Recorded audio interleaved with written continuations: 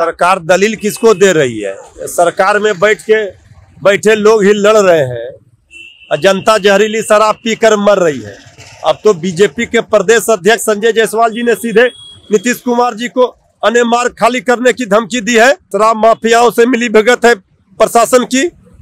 इसका जवाब मुख्यमंत्री जी को देना चाहिए, अंतरात्मा को जगाना चाहिए और कुर्सी को छोड़ना चाहिए। अगर मान सम्मान स्वाभिमान बचा है तो दोनों पार्टी एक दूसरे को नंगा कर रही है। जनता के सामने दोनों जेडीयू बीजेपी नंगा हो चुकी है। 1 मिनट भी कुर्सी पर बने रहने का अधिकार इन लोगों को नहीं है। सिंहासन खाली करे, तेजस्वी आ रही है। नमस्कार, मेरा नाम पंकज है और आप जनता जंक्शन देख रहे हैं। बिहार में लगातार जहरीली शराब पीने से मौतें हो रही हैं। अभी का ताजा आंकड़ा है कि मौत 14 हो चुकी है, ये आंकड़ा है।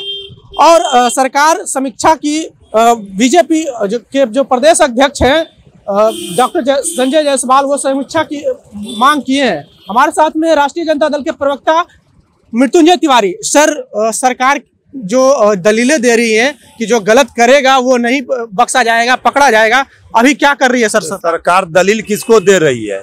सरकार में बैठे लोग ही लड़ रहे हैं और जनता जहरीली शराब पीकर मर रही है।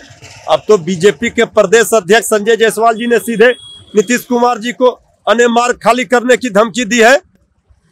दोनों आपस में तुम तड़ाक गाली गलौज कर रहे हैं, लड़ रहे हैं। जनता की तो चिंता है नहीं। बीजेपी कह रही है कि शराब माफियाओं से मिली भगत है प्रशासन की। इसका जवाब मुख्यमंत्री जी को देना चाहिए, अंतरात्मा को जगाना चाहिए और कुर्सी को छोड़ना चाहिए अगर मान सम्मान स्वाभिमान बचा है तो। क्योंकि जो लगातार बीजेपी जिस तरह हमलावर है, पूरी दोनों पार्टी एक दूसरे को नंगा कर रही है। जनता के सामने दोनों जेडीयू बीजेपी नंगा हो चुकी है।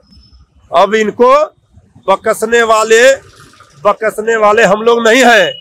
पाई का हिसाब लिया जाएगा। जनता ने सबसे बड़ी ताकत दी है तेजस्वी यादव को।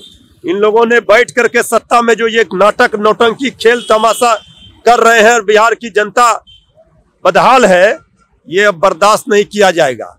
बिहार के जनता के हित की लड़ाई के लिए तेजस्वी यादव जी तैयार है। सर, नालंदा प्रशासन शुरुआत में कह रही थी कि जहरीली शराब पीने से नहीं हुई है। ये सत्ता में बैठे लोग ने ही कह दिया शराब माफियाओं से प्रशासन मिले हुए हैं।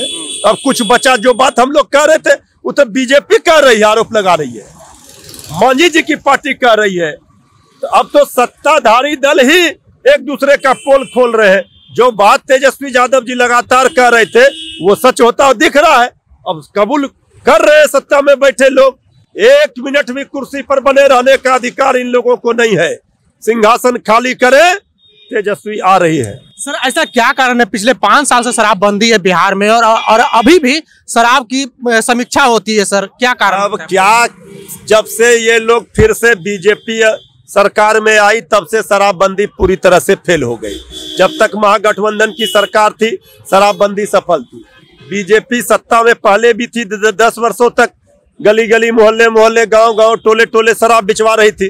अब फिर से जब सत्ता में आई तब फिर से शराबबंदी का असर देख लीजिए क्या हुआ। इसलिए ये तो शराबबंदी फेल तो बीजेपी सत्ता में बैठे लोग कर रहे हैं।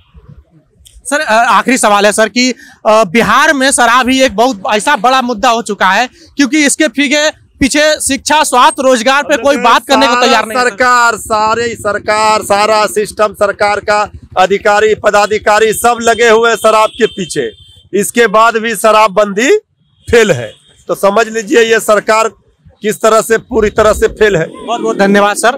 तो शराबबंदी पूरी तरह से फेल है क्योंकि बिहार में सुशासन की सरकार है। और बता दूं कि बिहार में शिक्षा, स्वास्थ्य, रोजगार कोई बड़ी मुद्दा नहीं है, क्योंकि अभी बिहार में ताजा आंकड़ा आया, हाल फिलहाल का एक रिपोर्ट आया है कि प्रति 1 लाख आबादी पे बिहार में मात्र 6 बेड अवेलेबल है। तो हमारे बिहार में ना ही शिक्षा कोई बहुत बड़ा मुद्दा है, ना ही स्वास्थ्य बड़ा मुद्दा है और ना ही रोजगार बहुत बड़ा मुद्दा है। सिर्फ सत्ता और पक्ष दोनों सिर्फ शराब पे ही चर्चा करना चाहती है, सिर्फ शराब को ही तवज्जो दे रही है। बहरहाल, आपको हमारा ये वीडियो कैसा लगा आप अपनी प्रतिक्रिया कमेंट बॉक्स में जरूर दें। अगर आप YouTube चैनल पर देख रहे हैं तो चैनल को सब्सक्राइब कर लें, फेसबुक पेज पर देख रहे हैं तो पेज को लाइक कर लें। मिलते हैं अगली वीडियो में। धन्यवाद।